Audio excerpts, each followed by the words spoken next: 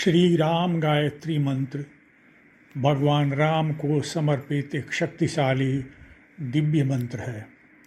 इस मंत्र में प्रयुक्त विशेषतः दाशरथये यानी दशरथ पुत्र और सीता वल्लभाय यानी सीता के पति शब्द जपकर्ता में अत्यधिक बौद्धिक शक्ति, एकाग्रता और आत्मविश्वास बढ़ाने के साथ साथ मानसिक शांति में वृद्धि करते हैं।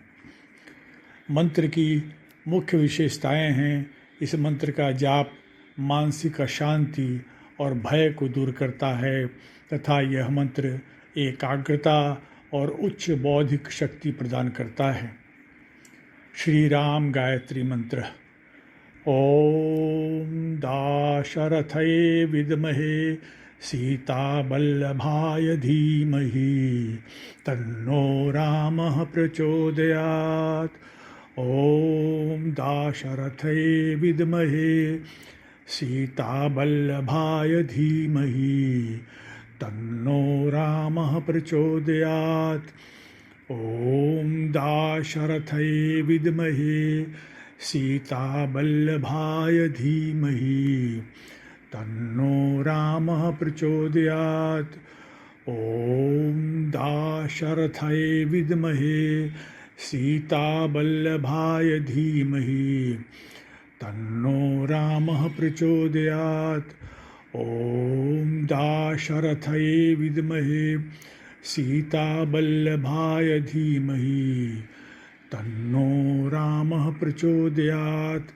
ओम दाशरथये विद्महे सीतावल्लभाय धीमहि तन्नो रामः प्रचोदयात्। ओम दाशरथये विद्महे सीतावल्लभाय धीमहि तन्नो रामः प्रचोदयात्। ओम दाशरथये विद्महे सीतावल्लभाय धीमहि तन्नो रामः प्रचोदयात्।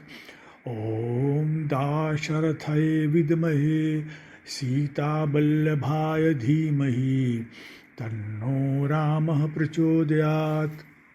ओम दाशरथये विद्महे सीतावल्लभाय धीमहि तन्नो रामः प्रचोदयात्। ओम दाशरथये विद्महे सीतावल्लभाय धीमहि तन्नो रामः प्रचोदयात्। ओम दाशरथये विद्महे सीतावल्लभाय धीमहि तन्नो रामः प्रचोदयात्। ओम दाशरथये विद्महे सीतावल्लभाय धीमहि तन्नो रामः प्रचोदयात्। ओम दाशरथये विद्महे सीतावल्लभाय धीमहि तन्नो रामः प्रचोदयात्। ओम दाशरथये विद्महे सीतावल्लभाय धीमहि तन्नो रामः प्रचोदयात्।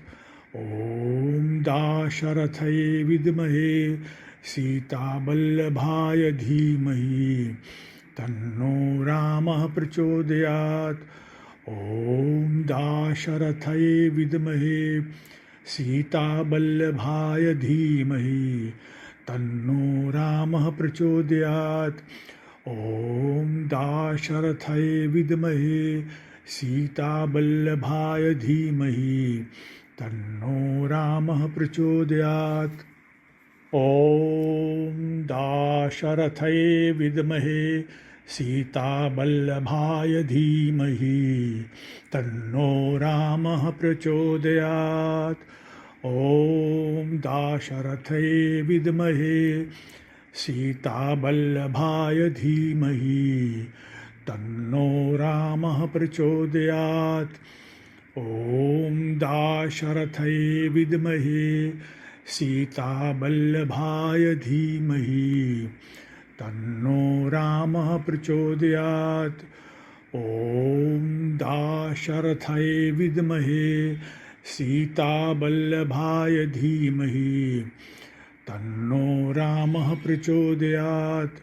ॐ दाशरथये विद्महे सीतावल्लभाय धीमहि तन्नो रामः प्रचोदयात्। ॐ दाशरथये विद्महे सीतावल्लभाय धीमहि तन्नो रामः प्रचोदयात्। ॐ दाशरथये विद्महे सीतावल्लभाय धीमहि तन्नो रामः प्रचोदयात्। ॐ दाशरथये विद्महे सीतावल्लभाय धीमहि तन्नो रामः प्रचोदयात्। ॐ दाशरथये विद्महे सीतावल्लभाय धीमहि तन्नो रामः प्रचोदयात्। ॐ दाशरथये विद्महे सीतावल्लभाय धीमहि तन्नो रामः प्रचोदयात्। ॐ दाशरथये विद्महे सीतावल्लभाय धीमहि तन्नो रामः प्रचोदयात्।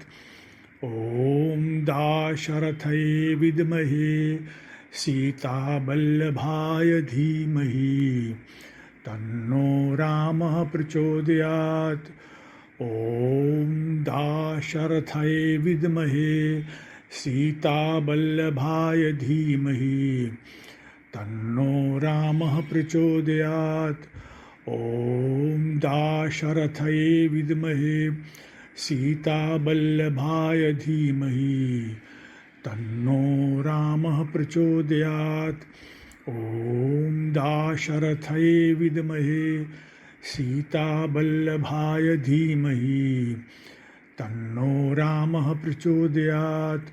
ॐ दाशरथये विद्महे सीतावल्लभाय धीमहि तन्नो रामः प्रचोदयात्। ॐ दाशरथये विद्महे सीतावल्लभाय धीमहि तन्नो रामः प्रचोदयात्।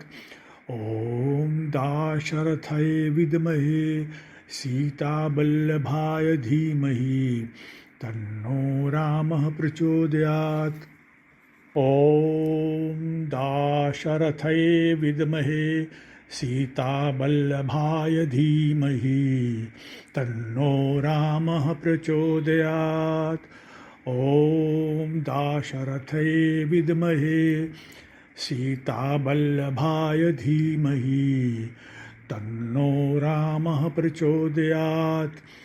ॐ दाशरथये विद्महे सीतावल्लभाय धीमहि तन्नो रामः प्रचोदयात्। ॐ दाशरथये विद्महे सीतावल्लभाय धीमहि तन्नो रामः प्रचोदयात्। ॐ दाशरथये विद्महे सीतावल्लभाय धीमहि तन्नो रामः प्रचोदयात्। ॐ दाशरथये विद्महे सीतावल्लभाय धीमहि तन्नो रामः प्रचोदयात्। ॐ दाशरथये विद्महे सीतावल्लभाय धीमहि तन्नो रामः प्रचोदयात्। ॐ दाशरथये विद्महे सीतावल्लभाय धीमहि तन्नो रामः प्रचोदयात्। ॐ दाशरथये विद्महे सीतावल्लभाय धीमहि तन्नो रामः प्रचोदयात्। ॐ दाशरथये विद्महे सीतावल्लभाय धीमहि तन्नो रामः प्रचोदयात्। ॐ दाशरथये विद्महे सीतावल्लभाय धीमहि तन्नो रामः प्रचोदयात्। ॐ दाशरथये विद्महे सीतावल्लभाय धीमहि तन्नो रामः प्रचोदयात्। ॐ दाशरथये विद्महे सीतावल्लभाय धीमहि तन्नो रामः प्रचोदयात्। ॐ दाशरथये विद्महे सीतावल्लभाय धीमहि तन्नो रामः प्रचोदयात्। ॐ दाशरथये विद्महे सीतावल्लभाय धीमहि तन्नो रामः प्रचोदयात्। ॐ दाशरथये विद्महे सीतावल्लभाय धीमहि तन्नो रामः प्रचोदयात्। ॐ दाशरथये विद्महे सीतावल्लभाय धीमहि तन्नो रामः प्रचोदयात्। ॐ दाशरथये विद्महे सीतावल्लभाय धीमहि तन्नो रामः प्रचोदयात्। ॐ दाशरथये विद्महे सीतावल्लभाय धीमहि तन्नो रामः प्रचोदयात्। ॐ दाशरथये विद्महे सीतावल्लभाय धीमहि तन्नो रामः प्रचोदयात्। ॐ दाशरथये विद्महे सीतावल्लभाय धीमहि तन्नो रामः प्रचोदयात्। ॐ दाशरथये विद्महे सीतावल्लभाय धीमहि तन्नो रामः प्रचोदयात्। ॐ दाशरथये विद्महे सीतावल्लभाय धीमहि तन्नो रामः प्रचोदयात्। ॐ दाशरथये विद्महे सीतावल्लभाय धीमहि तन्नो रामः प्रचोदयात्। ॐ दाशरथये विद्महे सीतावल्लभाय धीमहि तन्नो रामः प्रचोदयात्। ॐ दाशरथये विद्महे सीतावल्लभाय धीमहि तन्नो रामः प्रचोदयात्। ॐ दाशरथये विद्महे सीतावल्लभाय धीमहि तन्नो रामः प्रचोदयात्। ॐ दाशरथये विद्महे सीतावल्लभाय धीमहि तन्नो रामः प्रचोदयात्। ॐ दाशरथये विद्महे सीतावल्लभाय धीमहि तन्नो रामः प्रचोदयात्। ॐ दाशरथये विद्महे सीतावल्लभाय धीमहि तन्नो रामः प्रचोदयात्। ॐ दाशरथये विद्महे सीतावल्लभाय धीमहि तन्नो रामः प्रचोदयात्। ॐ दाशरथये विद्महे सीतावल्लभाय धीमहि तन्नो रामः प्रचोदयात्। ॐ दाशरथये विद्महे सीतावल्लभाय धीमहि तन्नो रामः प्रचोदयात्। ॐ दाशरथये विद्महे सीतावल्लभाय धीमहि तन्नो रामः प्रचोदयात्। ॐ दाशरथये विद्महे सीतावल्लभाय धीमहि तन्नो रामः प्रचोदयात्। ॐ दाशरथये विद्महे सीतावल्लभाय धीमहि तन्नो रामः प्रचोदयात्। ॐ दाशरथये विद्महे सीतावल्लभाय धीमहि तन्नो रामः प्रचोदयात्। ॐ दाशरथये विद्महे सीतावल्लभाय धीमहि तन्नो रामः प्रचोदयात्। ॐ दाशरथये विद्महे सीतावल्लभाय धीमहि तन्नो रामः प्रचोदयात्। ॐ दाशरथये विद्महे सीतावल्लभाय धीमहि तन्नो रामः प्रचोदयात्। ॐ दाशरथये विद्महे सीतावल्लभाय धीमहि तन्नो रामः प्रचोदयात्। ॐ दाशरथये विद्महे सीतावल्लभाय धीमहि तन्नो रामः प्रचोदयात्। ॐ दाशरथये विद्महे सीतावल्लभाय धीमहि तन्नो रामः प्रचोदयात्। ॐ दाशरथये विद्महे सीतावल्लभाय धीमहि तन्नो रामः प्रचोदयात्। ॐ दाशरथये विद्महे सीतावल्लभाय धीमहि तन्नो रामः प्रचोदयात्। ॐ दाशरथये विद्महे सीतावल्लभाय धीमहि तन्नो रामः प्रचोदयात्। ॐ दाशरथये विद्महे सीतावल्लभाय धीमहि तन्नो रामः प्रचोदयात्।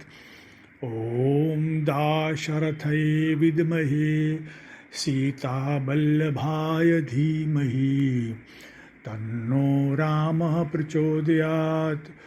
ॐ दाशरथये विद्महे सीतावल्लभाय धीमहि तन्नो रामः प्रचोदयात्। ॐ दाशरथये विद्महे सीतावल्लभाय धीमहि तन्नो रामः प्रचोदयात्।